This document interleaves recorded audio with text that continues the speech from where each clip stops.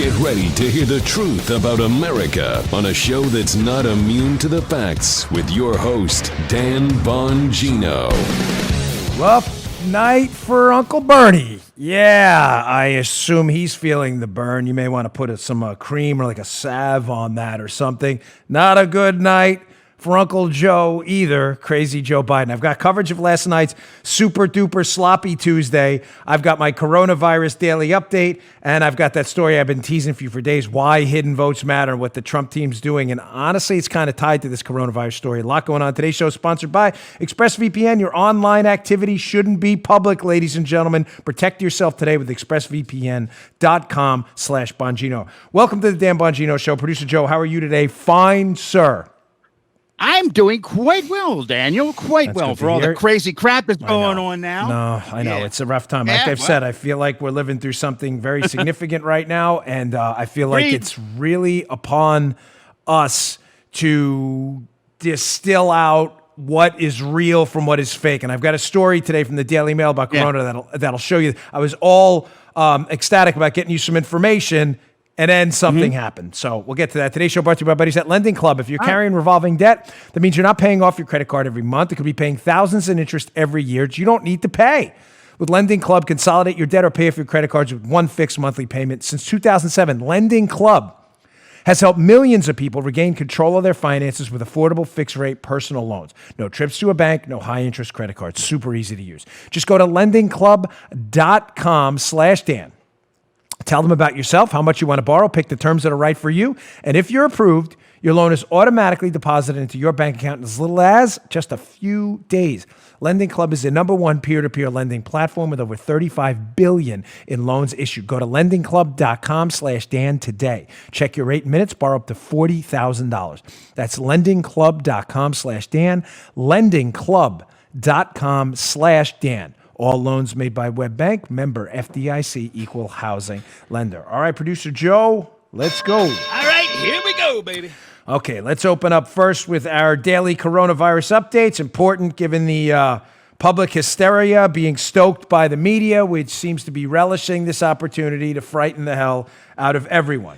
That's not what we're going to do here. First, Italy's in an obvious public health crisis right now. They've seen the spread of the coronavirus up there with South Korea and China, places that have had real serious spreads of this. So Italy's been closing down a lot of any public gatherings, basically at all. So there's a piece in the Wall Street Journal today by the excellent James Freeman saying, hey, before we go full Italy, basically, as with any other problem in life, crafting a virus solution should include consideration of the costs and benefits. I'm not going to keep saying it, but I've said it for the past few days. I'll just briefly repeat it here. Ladies and gentlemen, it is a serious problem. The question is how serious and what costs should we impose on others based on the level of seriousness. That's it. We have to adequately price the risk here. If we don't, there's going to be a massive miscalculation. Now, Freeman makes an interesting point here. There is some talk, you've heard it on the news, you've heard it on the media, of places and locales closing schools for kids. Well, ladies and gentlemen, that's a massive cost. That is a cost to parents who will have to then stay home, or parents who will have to find some kind of daycare, babysitting solution. It's a cost. Is it the appropriate cost? Maybe in some areas of the country it is. Maybe in New Rochelle, where they've had a larger problem than in other places, maybe it is. I'll leave that up to the localities and the leaders there and the people there to decide for themselves. Do we have to close down schools nationwide, as some people in the media have hysterically proposed right now? Well, Joe, shouldn't we base that on evidence? Has that worked in the past? Absolutely. Well, the Wall Street Journal here to provide what we're going to do here again, facts and data and non-hysterical coverage of what's going on. Check this out. Amen.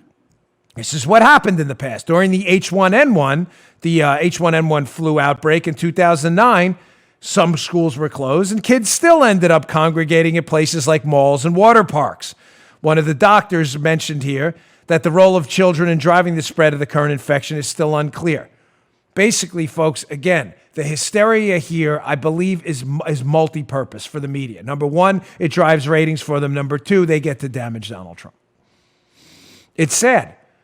Should we be closing schools nationwide? The evidence says right now, nationwide, clearly no. We'll see what happens in localities and if that decision is appropriate. But based on what happened before with H1N1, it didn't seem to stem the flow of that virus either, because kids just went out and were playing in parks and were in malls and in water parks and elsewhere. And if they had it, they were probably spreading it anyway. If your child is sick or you're sick, stay home and stay away from people. It's pretty simple advice so far. Now, more media hysteria. The media has clearly honed in on a talking point, again, meant to damage the Trump administration and not help in a time of crisis. The talking point, you've probably heard it. It comes up all the time. And listen, the questions are valid, please.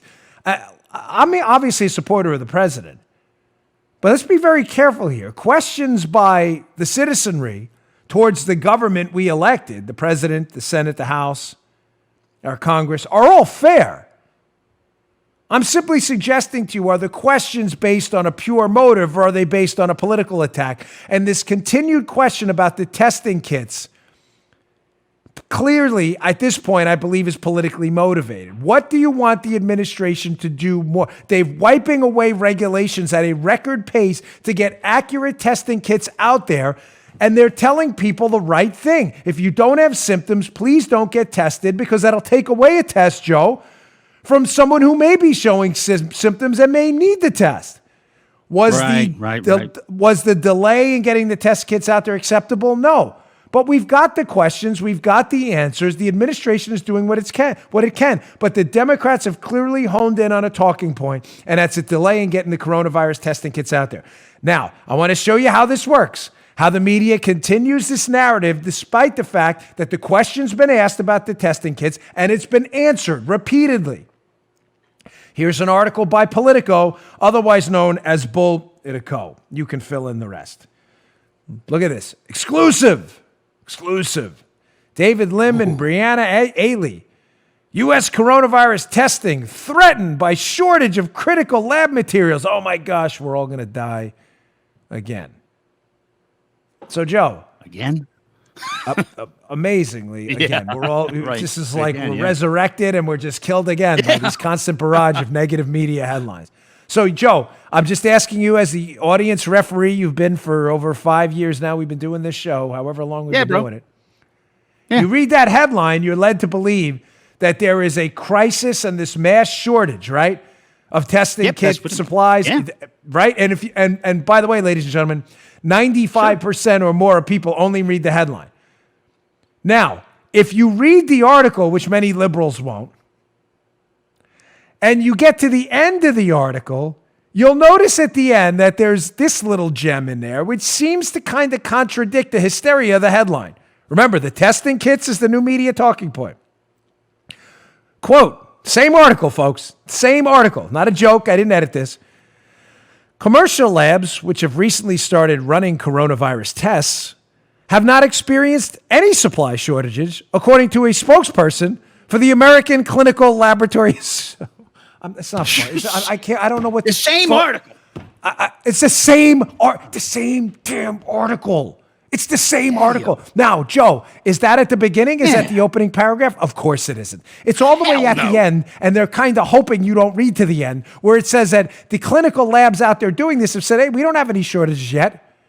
Folks, again, will there be shortages? I hope not. I pray not. If there are, yes, we should be covering it. We should be asking questions. It's not our goal to be sheep. I don't care who's in charge, Trump, Reagan, Obama, or anyone else.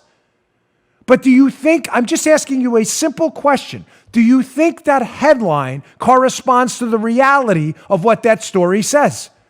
Exclusive, critical shortages, At the end, spokesperson for the Lab Association says, we're not experiencing any shortages right now. Folks, I only read that article at Politico because I saw the headline on Twitter. I sit here Paula can attest to this. I sit here all day, and my entire life is preparation for this show for you because I don't want you to miss anything. I sit there all day and read news. It's all I do. I never get up. I'm like this all day. I read that article. I'm like, wow, this could be trouble. And honestly, there's a lot of opportunities here for people who are panic selling. So I'm like, oh my gosh, are these lab companies in trouble? What's happening? Are we going to have to do something? And I read the article, I get to the end, and I find out that the whole story is hysteria. And I feel like I just wasted my time. Yeah. Proving my now 3 to 4 day coverage on Corona that the getting of information that is accurate and tested is extremely difficult because that's not the media's function now. They want eyeballs and they want anti-Trump hysteria. Accurate information is a distant 72nd. It's not even third. Showing again how difficult this is. It's not the Daily Mail's fault here, by the way. But here's the UK Daily Mail. Puts out a story I found fascinating. I read the whole thing. Paula, did I not stop you last night? I go, Paula, check this out.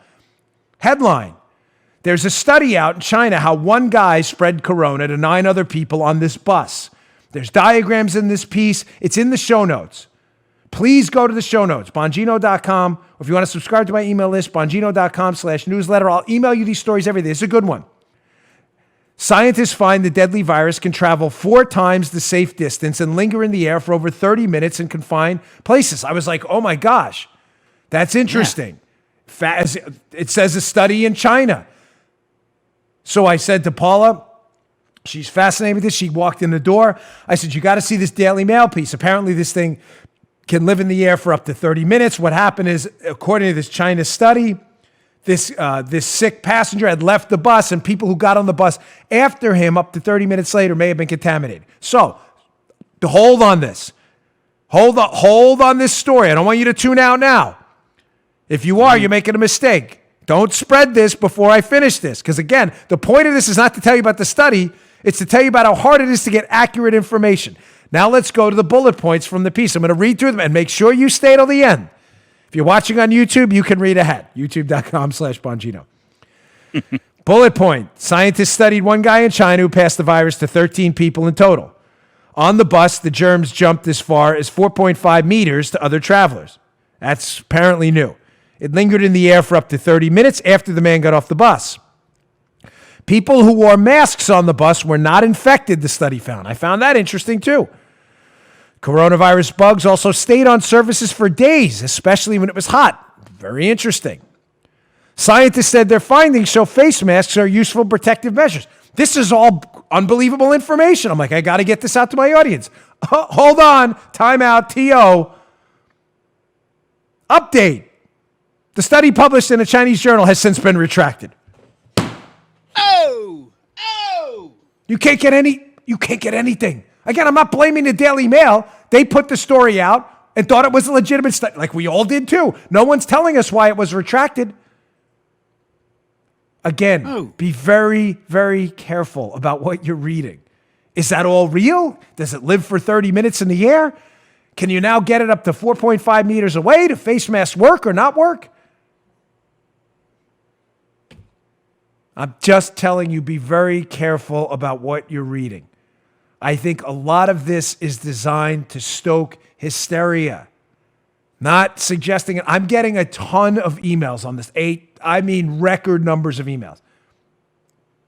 I would say outside of Spygate and Kavanaugh, this has been our most involved audience, back and forth, listenership, downloads, everything, and the exchanges, our email, our Twitter, everything. And it's been on both sides. Some people say, Dan, one lady said to me, you're instilling panic. I said, I am. That's kind of hysterical for you to say that because the whole purpose of the show has been to do the opposite. Get you. And other people have been like, don't downplay this. This is serious. You're both right. It is serious.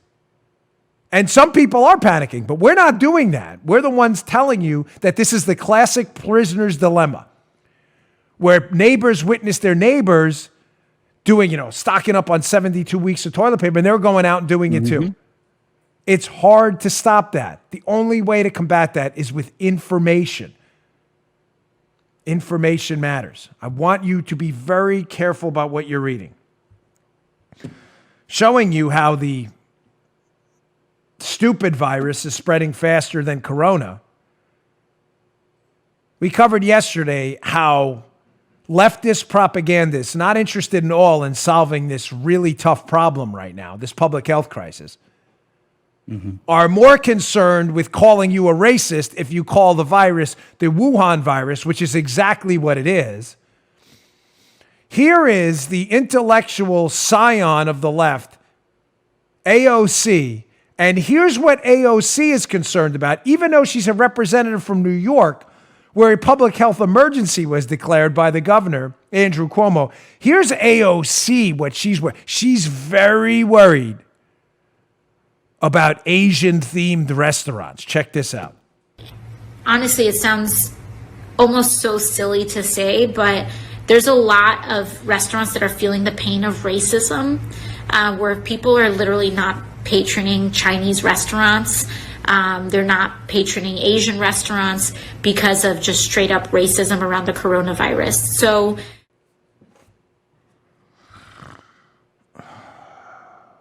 hold on a sec.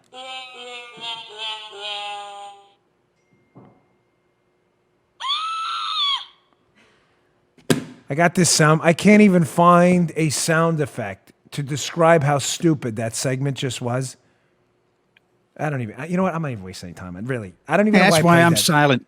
I don't even know what to say. I really don't. You know what? I have a note next to this. You know what it says? SOD. It says for sound on tape. It's like a, term in the industry.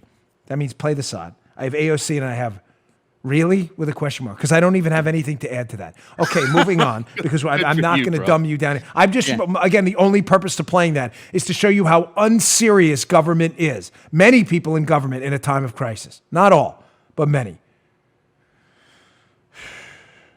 Before I move on, though, on a separate note, a serious hat tip and a pat on the back, if I can. Have to be we don't want to touch people during this, but you healthcare workers, you nurses, doctors, administrators, custodians in the hospital sitting there, going to work every day. God bless you, men and women. I mean it. You are on the front lines of this. You have my utmost respect, and I think America's too. I was a first responder, a police officer, a Secret Service agent. I frequently hat tip our military and my law enforcement colleagues because they were allies of mine. But shamefully, I've left out in the past healthcare workers. You're on the front lines too. You EMTs out there, paramedics, firemen who go out there and attend to people who are sick. It happens all the time. Fire departments are EMTs, and it's a lot of times in many cities it's the same thing. You have my utmost respect. God bless you for what you're doing. The serious people. You're the serious people solving this in light of the idiocy we just saw. God bless you. Okay. You know what? Let me get to our second sponsor, and I want to cover last night some election coverage, because last night was a very seriously, damaging night for Bernie Sanders. And there's some pros and some cons to this one. For us, I'm not talking about, there's really no pros for Bernie, but there's some pros and cons for us, especially with regards to the 2020 general election coming up. Today's show also brought to you by, this is a serious read, folks. I specifically asked this company, they're a paid sponsor, and they have been for a long time. I thought this was a good time. This is less of an ad, more of a public service announcement from our friends at My Patriot Supply. This week, we woke up to a spike in these virus cases in Italy. The market lost 3% of its value. This all happened overnight. Folks, I've been talking about warning signs, though, forever. Preparedness matters. My Patriot Supply supplies emergency food and supplies. They have been flooded, figuratively flooded with orders from listeners. They can barely keep up with the demand. Be prepared. Preparedness matters. Preparedness prevents panic. Go to preparewithdan.com, reserve your 2-week emergency food kit today. I just bought 2 more. I'd happily show you the receipt. I'd have to pull it up on my phone. Normally, Patriot Supply can ship in 2 days, but as of today, they're projecting at least 2 weeks, maybe more. They're asking you to be patient. Preparedness matters. These meals include breakfast, lunch, and dinner. They last up to 25 years in storage. Ladies and gentlemen, that's a lot of insurance for your food supply. We insure everything in our lives that matters. We insure our homes, we insure our cars, we insure our health. Insure your food supply. My Patriot Supply is still honoring their 45% off special and will ship as fast as they can. Time is running out to prepare. Don't wait. Do not wait another day, or you'll face the prospect of, sadly, some empty shelves somewhere. Preparewithdan.com. Go to preparewithdan.com today. Preparewithdan.com. Pick up your supply of their food today. Preparewithdan.com. Okay. Again, I always appreciate your patience. Last night, a really rough night for Bernie Sanders. There were a number of Democrat primaries last night. Bernie Sanders, it looks like he may only win one. was it South Dakota, North Dakota that he won? Either way, the delegates there are nowhere close to what he needed. It looks like Joe Biden's going to win Missouri, the big prize in Michigan, Mississippi, elsewhere. He's even competitive in Washington State. Ladies and gentlemen, this is big, bad news for Bernie Sanders because remember, Bernie Sanders eked out a victory against Hillary Clinton in 2016 in Michigan with their 150 plus delegates last night, which was the big prize. And now looks like he got smoked by an awful candidate in Joe Biden last night. Excuse me. We're already saying, I'm okay. We're already seeing calls for Bernie Sanders to drop out. As we can see from this Washington Examiner piece, the Democrat establishment hates Bernie Sanders. They can't stand him. As Joe knows, and Paula, Bernie Sanders isn't even a Democrat. He's an independent. He's basically a socialist. So the Democrats have no loyalty to this guy at all. But as we see from this Naomi Lynn piece, again, it'll be in the show notes. You can read some of the quotes. Pressure's growing on Bernie now to leave the race. They want him out. They want a clear path for Joe Biden, which is really incredible, folks, because Joe Biden is an awful candidate. I brought this up yesterday. I'm going to bring it up today after the super duper Tuesday sequel yesterday. Biden is weak. Nobody should be running in fear from Joe Biden. I used that Braveheart analogy. Remember when all the Scots are, wait!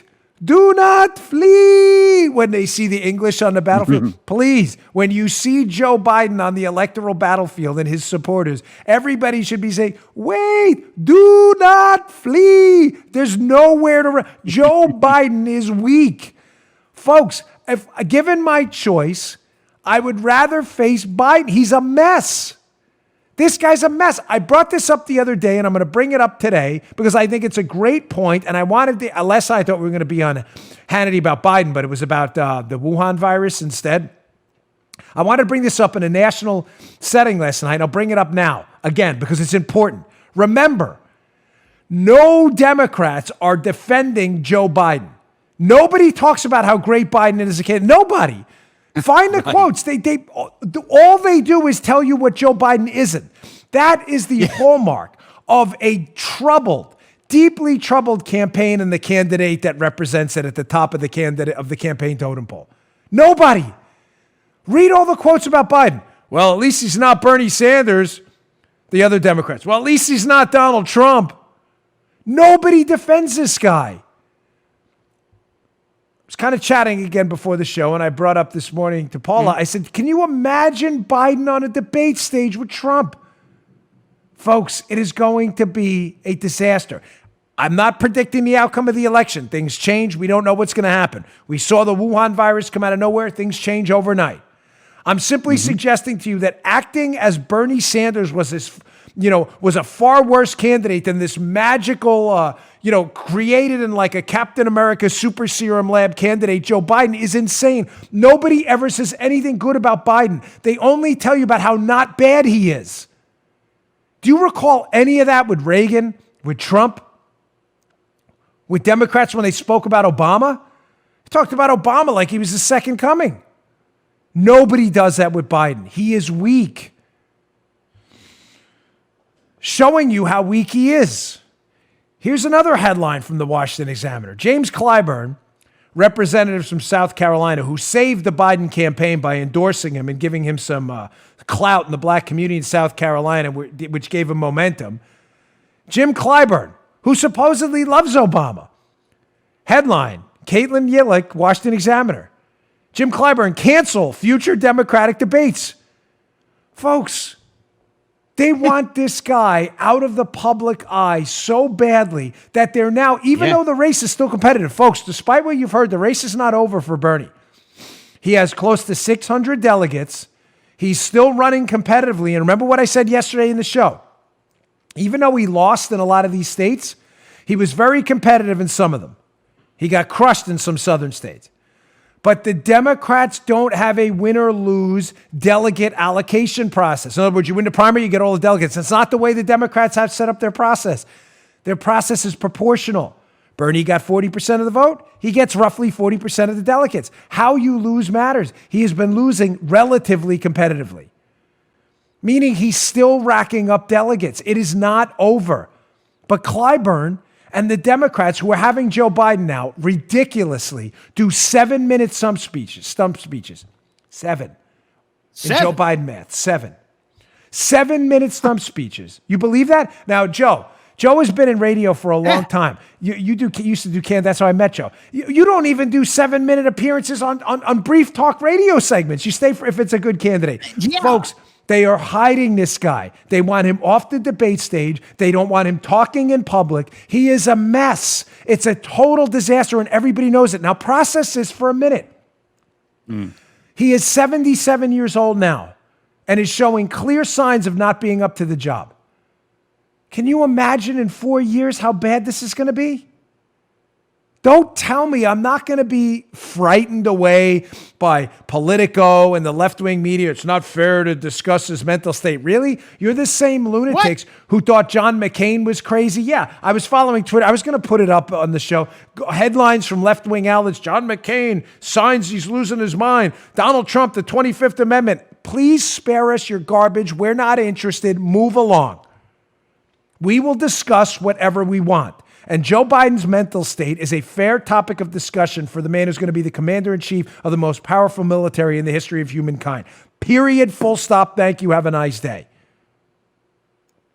He is not up for the job. The Democrats know this. Can you imagine if he gets reelected? You're going to be talking about a guy in his mid-80s who at 77 has shown no ability whatsoever to handle the campaign trail. You doubt me? You probably saw this video yesterday. I don't like to play stuff that saturates cable news, but it's important in light of it. Some of you may have missed it. Here is a video of Joe Biden with a union worker in Michigan verbally accosting the guy, and Biden, who's like the weakest candidate out there physically and mentally at this point. Why is he always threatening people with like violence? Yeah. Folks, it's sad. As a guy who practices violence often through mixed martial arts and Brazilian jiu-jitsu only to avoid it, seriously, anyone who knows me knows I'm not in any way. I'm a big teddy bear. I only practice that so I won't get attacked and I can protect my family. What is Joe Biden at 77 constantly I'll take you outside. The other guy, remember the other guy, months ago? I'll challenge you to a push-up contest. Hey, come on, man. I'll take Trump outside. Dude, please cut it's silly, it's stupid, and the fakest tough guys in the world are always the ones who talk about being tough guys the most. Enough. Zip it, Joe. It's embarrassing. Here's Joe. You probably saw this, but again, I want to do a follow-up. Threatening this union worker. It's just so stupid. Check this out. These union workers that have been working countless hours under the Trump administration, I'd like you to explain how you plan to not only keep us working, but how you intend on getting the union vote when there is a large portion of the union workers that are gun enthusiasts, and you are actively trying to diminish our Second Amendment right and take away our guns. You're full of shit. All right, thank you. No, shush. Shush. I support the Second Amendment. The Second Amendment, just like right now, if you yell fire, that's not free speech. And from the very beginning, I have a shotgun, I have a 20 gauge, a 12 gauge, my sons hunt. Guess what? You're not allowed to own any weapon. I'm not taking your gun away at all. You need 100 rounds. So when you were in Beto, when you said you're going to take our guns, I did not say that. That's not true. I did not say that. It's a viral video. It's a viral video like the other ones they're putting out there. They're simply a lie. Your voice, you said that you're taking the gun. Well, he just clarified it. Wait. Take your AR-14s and what? Okay, this is not okay. Hold on. All right. Hey, let's Don't tell me anything, pal. I'm going to go outside. There's a lot of guys, wanted. I'm not worried. Hold on. So much. Give me a break, man. Don't be such a horse guy. There you go. So there's Joe Biden again, time number 6,422, threatening a guy, cussing him out. At least he didn't call him a lying, dog-faced pony soldier like he called that woman in that other rally. Now, you probably saw it. So you're saying, well, what? Cause, I don't like to play stuff that's said because you can see it on cable news. Why am I playing this? Not because I need to highlight Joe's serious decline on the campaign trail. We already know that. I just covered it. Even the Democrats are trying to hide him. Cancel the debates. 7-minute stump speeches. When I ran for Congress, I did half-hour stump speeches. Congress. Here's coverage on MSNBC of that incident. And why is this sensitive to me? Before I get, of course, Joe, the coverage of that is going to be because Joe's a Democrat, Joe Biden. That was so awesome, man. It was so awesome. He told a potential voter he's going to take him outside and kick his ass. This is great. This is really awesome. Or what he's saying, let's go outside, or threaten to slap him or whatever. This is great. Why is this sensitive to me? Because, folks, many of you know me, been with me a long time. You're my audience, and I tell you things I don't tell everyone else. I obviously have had some confrontations with media types. I'm a New York guy, and that's not an excuse, but I've told media people to go blank themselves, and told one that his outlet was full of stuff at CPAC. So I've heard, yeah. Yeah, Joe's heard the rumors. Yeah, those rumors are true. And, it reminds me of that Ghostbusters line when I told the guy that your boss at Mediaite is a D. Reminds me, remember Ghostbusters? When he calls the guy D-list, and then the guy says, Bill Murray says, that is true. He has no... That is true, what I said. But it's kind of funny because, by the way, I never ever would, by the way, ever, because it's unforgivable and it's against my values. You don't threaten physically people. I'm 6'1", 230 pounds. Totally inappropriate. Totally inappropriate. Immoral. But I have had episodes where I've told people, Joe, the headline every time is unhinged, crazy, lunatic, can't watch it. Oh, he's crazy. Joe Biden physically threatens people. And listen to this coverage by Claire McCaskill, how awesome this is when Democrats do it. Check this out. Him going toe-to-toe with that union member today, where the rest of the union guys were all around and he used a bad word, that will help him with those voters. Totally it won't hurt him. It will help him. Okay. There you don't have it, or have it. For those of you listening behind the scenes of the show, we're really on a roll today with the production crew. Let me just tell you that. You saw it. I didn't see it. I saw a clip from the other day that had absolutely nothing to do with Joe Biden. But that's okay. Whatevs. There you go. When Joe Biden does it, it's awesome. Claire McCaskill, this is great. People are going to love this. Yet I tell fake news outlets they can go somewhere, and all of a sudden it's like, I'm just telling you from a guy who's been a victim of this stuff, this is why you just have to gaff off and not care whatsoever. If you're running for office, take my advice. Just gaff it off. This media coverage of all just gaff it off. It will have no effect whatsoever on you. Where people don't like the media, they know it's dishonest. If you feel the need to tell them to go somewhere, then you do whatever you want to do. Because it doesn't matter. If you're a Republican, you will always be painted as the unhinged, insane lunatic. The Democrats will, you know how they'll be painted, Joe? He's a truth teller. Shows an edge. Whatever. It's total crap. Just ignore it. I do. I actually relish it. And I'll tell you, I never got more. That Mediaite article came out. We did 1 million downloads that same day. So I'm serious. I can't thank him enough. All right, moving on.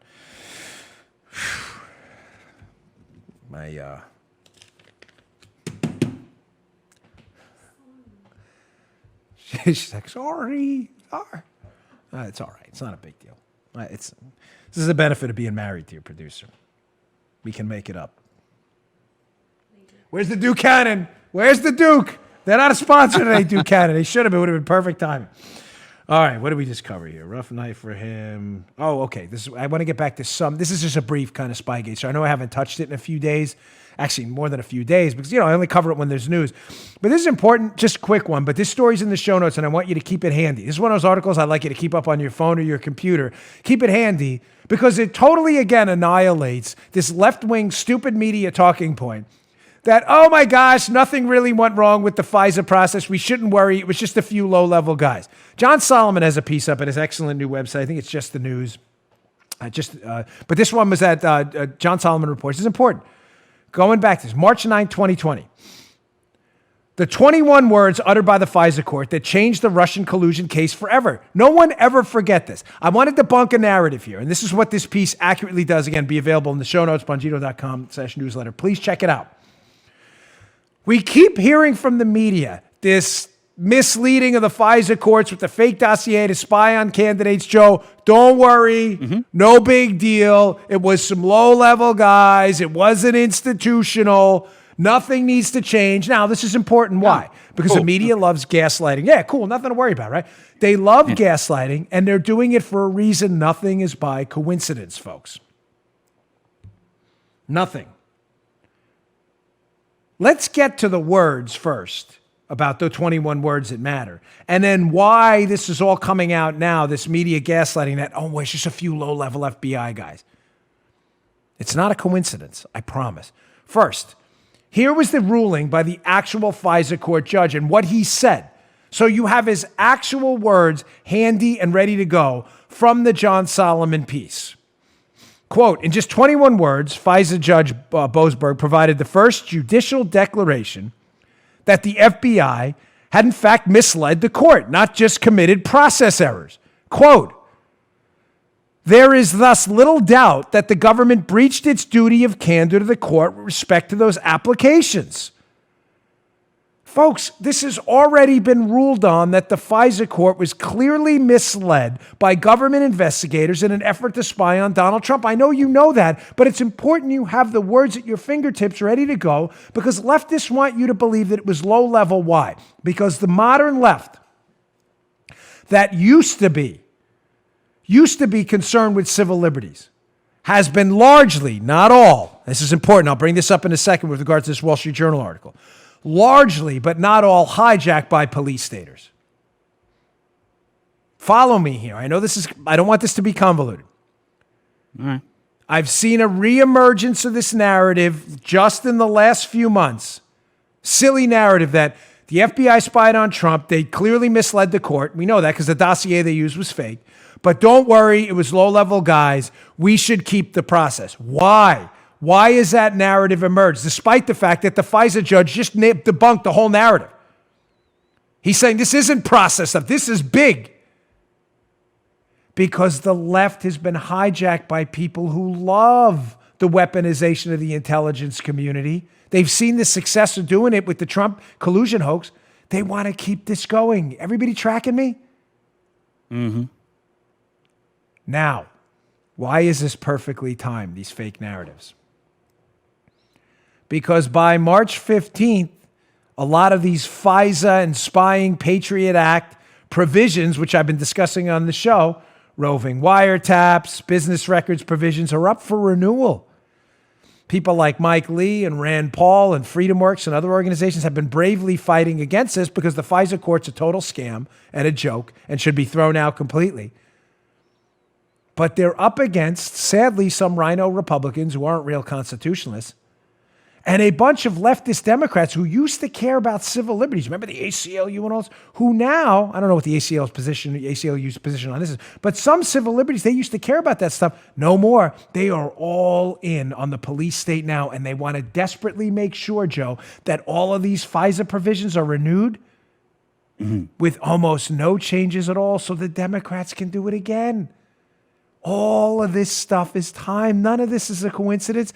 Look at this Wall Street Journal piece about these FISA provisions and these Patriot Act provisions up for renewal. The editorial board says, like a headline, cleaning up the FISA mess. Now, you may say the Democrats have the majority in the House. What is stopping them from putting a hold on any reforms and just reauthorizing all this FISA Patriot Act stuff, Joe? Well, notice before I said not all of the Democrat Party has been hijacked. A lot of it has. But thankfully, there are some honest progressives. May not agree with them, but at least they're principled and they're honest about what they stand for.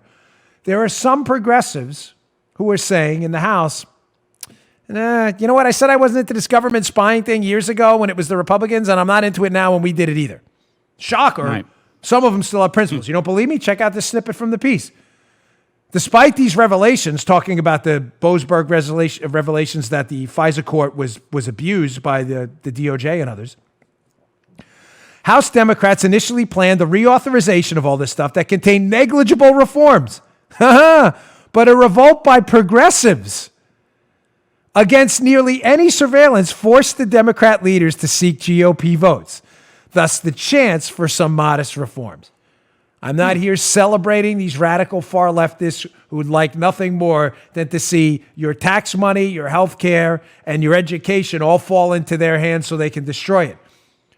I'm simply here to give you the facts. The facts are that some progressives, thankfully, have stuck to their guns on civil liberties and are saying, nah, this FISA spying thing isn't such a good thing. And the Democrats are saying, we don't have enough votes to make this thing go through, to keep our police state dreams up and fresh and clean, smelling nice like new linens.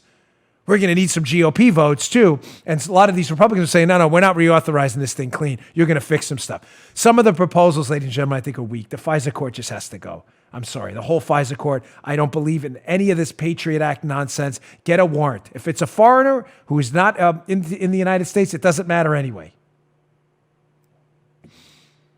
Get rid of it. Get a warrant. It's not hard.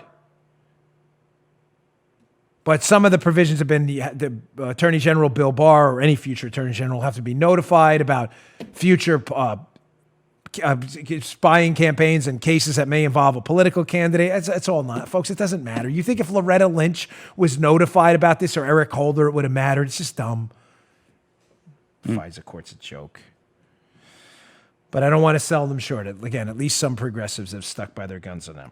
Okay, I want to get to this hidden votes piece of Politico because it's important. I've been talking about it for a couple of days, but it matters. And I want to tell you why this may be related to the Wuhan virus and some serious trouble ahead for the Trump team. Not to scare anybody, just stuff is happening. We need to know. Information and knowledge is power. Let's get to our final sponsor of the day. Good to hear from them again, Freedom Project Academy. We love Freedom Project Academy. Can't endorse them anymore, folks. They are committed to actually educating your child. Educating your child with values and things that matter. It's not an indoctrination factory, sadly, like a lot of our schools have become. It's sad, but it is happening. Freedom Project Academy. When we think of a leftist takeover in public schools, we think of California and New York, not a Catholic elementary school teacher who shares LGBT books, a Kentucky bill that requires sex ed in kindergarten, or a proposed LGBT school in Alabama. This is not just a problem in major cities. It's everywhere and only getting worse. That's why tenured University of Wisconsin professor Dr. Duke Pesta created Freedom Project Academy for parents who want to take back control of their kids' education. Freedom Project Academy, FPA, is an accredited classical online school built on Judeo-Christian values for students in K through 12. It's a complete interactive educational experience where students attend live classes with students across the country from the comfort and safety of your own home. This is your job to teach your kids about this stuff, ladies and gentlemen. On a side note, it's not the schools. This is your job. However you feel about it, it's your job. We shouldn't be sending our kids to indoctrination factories. Most importantly, they teach students how to think, not what to think. Go to freedomforschool.com and request your free information packet today. Enrollment's already begun, so get your place while there's still room. That's freedomforschool.com, freedomforschool.com, freedomforschool.com. Go check them out today. We love Freedom Project Academy. It's good to have them on board. All right, so I've been teasing this article all week because I found it fascinating. I think having been a candidate, run for office myself, I'm always sensitive to political tactics, changing tactics, and how things are going to work or not work for a campaign that can either leverage or gets run over by modern technology. The Trump campaign has been especially effective with these rallies in leveraging what we'll call finding hidden votes. Now, there was this piece in Politico. It's actually semi-decent, which is a shocker. It's in the show notes from a couple days ago. And the headline is this: why hidden votes matter. What are hidden votes? Folks, when you run for office, as I did, the headline of the piece, by the way, is Politico, are Trump's MAGA rallies a hotbed of, quote, hidden voters? Hidden voters are people who don't show up on voter registration or voter lists from people who voted. When you run for office, most state parties, Republicans and Democrats, when I ran in Maryland and Florida, and even private companies can access voter lists. Now, they have no idea who you voted for. They know two things. They know what your party registration is, and they know that you voted. We have a secret ballot in the United States. It would be illegal to do. No one knows who you voted for. Now, you can assume. What you'll look at is like what we would call on our campaign when I ran for Congress, the 4x4 voters. People who last four primaries, last four elections, are registered Republicans and voted. If they didn't change their party affiliation at some point, you can reasonably assume, although you don't know, but you can reasonably assume they voted Republican. When you're running in a primary, you want to knock on those doors because in many states, only Republicans can vote in a primary. And that's what you'll do. You'll pick the last four primaries, the last four general elections, who voted in every one, meaning they're diehard voters, and they haven't changed their affiliation, so they're probably diehard Republicans. That's great. The problem is, ladies and gentlemen, every candidate has access to that. So the door you knock on is going to be knocked on 10 minutes later by your opponent. Pretty simple. The key to an election in these modern times is to find the hidden voters. Now, how was that done in the past? In other words, people who are not registered yet, who are gonna. So they don't show up on any voter registration roll.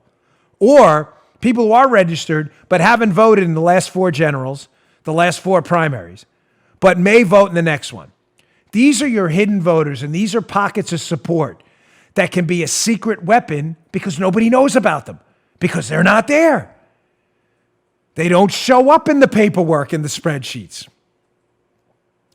How have you found them in the past? Well, ladies and gentlemen, before Facebook, Twitter, targeting, being able to use text messaging and things like that, geo-targeting, what did we do? You ran an ad on NBC or CBS and you hoped that hidden voters saw it and said, hey, I like this candidate, Dan Bongino, and I want to go out and register to vote and vote. What's the problem with that? The problem with that is you're probably spending upwards of $5,000, $10,000 if it's an ad that's going to get seen by a wide number of people. And the person you're influencing, you may reach 5 or 10 people if you're lucky, paying about $1,000 a vote. It's a huge, colossal waste of money and time. The Trump campaign, and this is why with the Wuhan virus and this people who are now canceling rallies, this could be very damaging. I don't want to gloss over this. These Trump rallies have been a hotbed, to quote Politico, of finding hidden voters for free. Let's go to takeaway number 1. This has been the genius of the Trump campaign. Hat tip to Brad Parscale, who's been running it. Quote, keep in mind, this is from Politico. They don't even like Trump. But by compiling names from Trump's enormously popular rallies where people go to register, folks, his campaign says it's able to appeal to potential supporters, i.e. hidden voters, folks, in a way other campaigns haven't done. Says one Republican strategist simply dubbed Trump's additional names hidden voters because they can't be identified by other candidates from traditional voter lists. Again, why? Because they didn't vote before. Everyone generally has access to the same data, like I just told you, this person said. But these people are showing up and the other side can't see them. They're new voters that are secret. Folks, these rallies are gold. It'll be very politically damaging if he can't continue to do them. Having said that, he's already identified tens of thousands, if not hundreds of thousands of these secret voters. Now, some have said, well, a lot of these secret and persuadable voters who are not registered but may register to vote, and who are registered but haven't voted, a lot of them don't like Trump and are going to show up because they hate Trump. Well, let me give you the counterpoint, too, from the Politico piece. That's not inaccurate. This guy says Democrats actually have more opportunities than Republicans to reel in those hidden voters, citing a Pew study that examined 40% of eligible voters who didn't cast a ballot in 2016. Democrats and Democrat-leading independents comprised 55% of those non-voters, while 41% of the non-voters were Republican and Republican leaners, the study showed. Okay, fine. Their counterpoint is this. Well, those hidden voters, the majority of them want to vote Democrat or Democrat-leaning. Yeah, that's great, ladies and gentlemen. The problem is, how much is it going to cost the Democrats to find them? Because it's costing the Trump campaign $0. Because they're walking into Trump rallies and texting, what is it text? 88022. I did it this morning. What's my action item? Because as I say at all my speeches when I go out, to do matters. Talk is cheap. I hope you love my show. I love my show. But ladies and gentlemen, talk is cheap. If it doesn't motivate you to action, it's all nonsense. Spoke in front of a group the other day, got out there and did my part. You need to do it too. I ran for office. Go out there and do something. Give the Trump campaign your data. I'm not telling you to. This is not an order. I'm in no position to do that. We're all friends here. I'm simply saying, if you want to do something that matters, don't make the Trump campaign spend $20,000 on an ad to find you. If you can text, you got to text Trump, Trump, just his last name. Text Trump, go to your phone, do it today, to 88022. I just did it. I'm not kidding. Here, I'll show you on my phone. You think I'm messing with you? I just did it. Here. Can you see that? It says, thanks. Our Team Trump, take our Team Trump survey, which I'll do in a minute. And then you reply with your zip code, and they'll give you some information targeted to your area. They did not pay for this spot. I have had them as a sponsor before, disclosure. I'm just telling you, if you want to help them, don't make them pay to find you. The Democrats may have an advantage in that whatever, they're 55% of people who didn't vote may vote Democrat, but the Democrats have to go find them first. We don't have that problem with the rallies. I love that piece. It was very good, even though it was in Politico, which is a really horrible rag most of the time. All right, I got to move on because I got a lot to cover. Today's a busy news day. New York Times. This is just, this is so beyond ridiculous, absurd, hilarious. Here it is again. New York Times. Russia trying to stoke U.S. racial tensions before election. Officials say, here it is, Joe. Look who the author is again. Here he is. I can't believe it. Adam Goldman. This guy, again, ladies and gentlemen, this guy is like the lead gaslighter. Whenever the intelligence community needs a colossal line of BS to put out, they go to Adam Goldman. This guy at the New York Times is like a sounding board for disgruntled members of the IC intelligence community who want to get a story, not the story out there, and he repeats it every time. So I want to show you the piece, again, kind of in light of what I told you about the Politico story, the initial Politico story, saying, lab shortages. And at the end of the story, there's no lab shortages. So this piece, what's the headline? The Russians are at it again.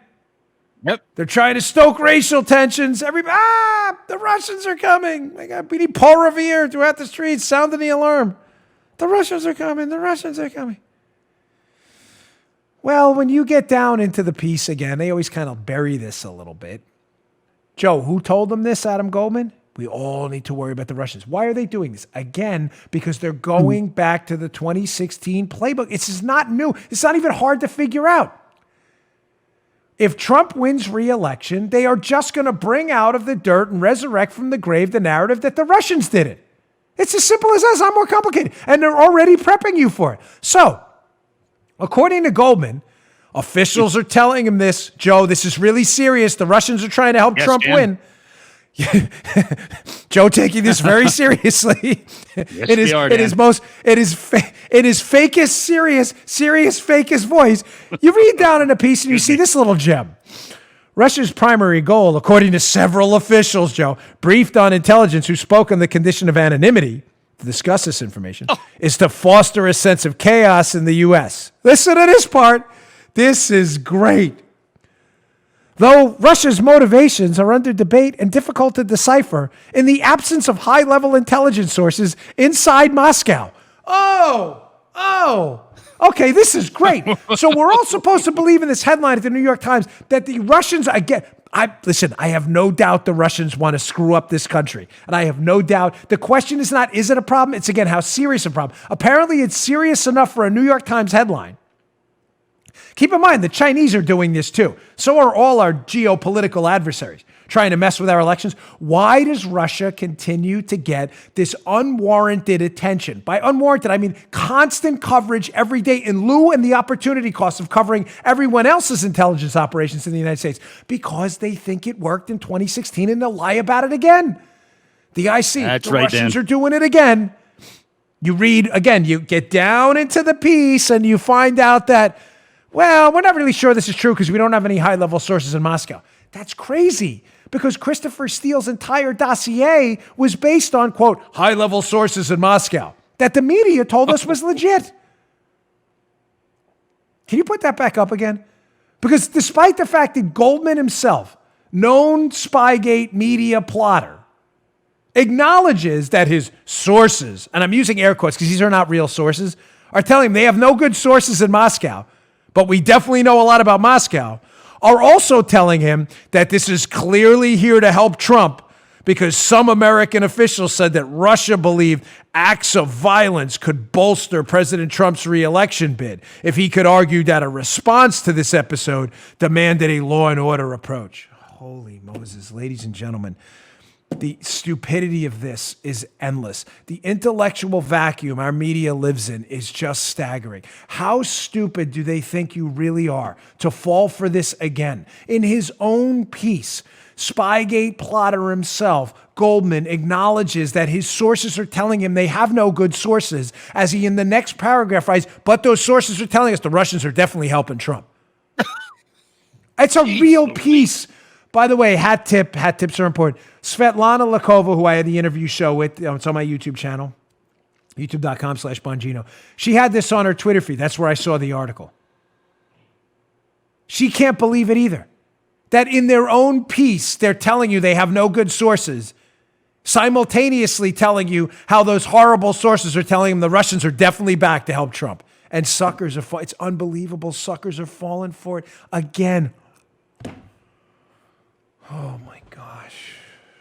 Please, folks, please, I'm begging you, stop falling for this garbage. The media is wasting your time.